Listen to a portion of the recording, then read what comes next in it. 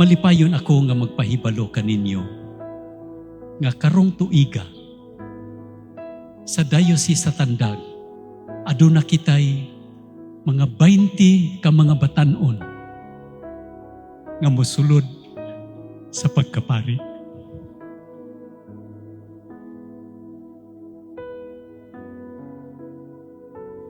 Akong gitan-aw, giukay nako ang ilang isay, why do I want to be a priest? Akong gipangayo na nanghid ko sa rektor sa Butuan. Ug akong gitan-aw, unsa man ang hinungdan, nganong gusto sila magpari.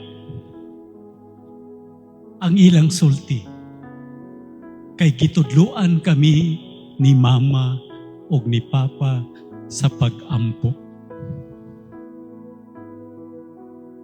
Gidala kami ni mama ug ni papa, ni tatay ug ni nanay sa simbahan.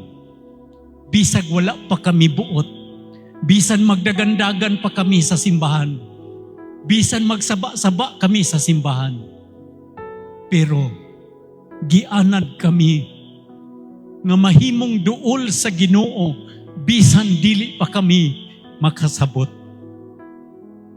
Sila ang atong unang mga magtutudlo unsaon pagpuyo para sa uban.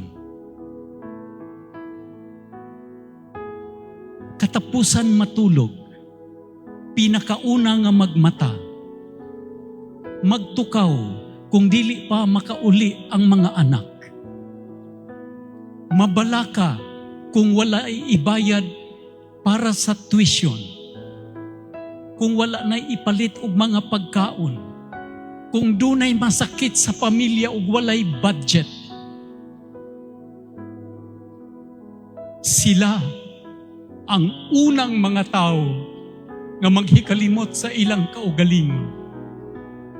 Mao nga kami nga mga pari, kung kamo nakabaton og mga pari nga manggihatagon sa ilang panahon, sa ilang talento, sa tibuok nilang kaugalingon sa katawhan sa Dios, sa inyong pagpasalamat kanila,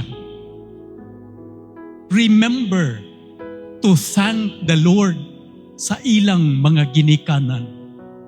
Kaya ang usa ka anak, ang usa ka buutan nga pari, nagagikan sa usa ka maanindot nga pamilya. Mao nga mga ginikanan nga ni akaron dinhi. You are called to mission. Ug ang inyong pagkamanggihatagon nakapahimuot kaayo sa Ginoo tungod kay ang inyong paghatag sa kaugalingon kasagaran of the camera. Walay mga kamera nga nagsunod-sunod sa inyong pagpanglaba, sa inyong pagbilar, sa inyong pagpanagat, sa inyong pag-atiman sa inyong mga uma, sa inyong paglingkod sa inyong mga opisina, inside the cubicles. Nobody is watching you. Apan kining mga butang nga gihimo sa hilom, nakapalambo sa atong katilingban, nakapalambo sa atong simbahan. We are called not to live a life for ourselves. We are called to live for others.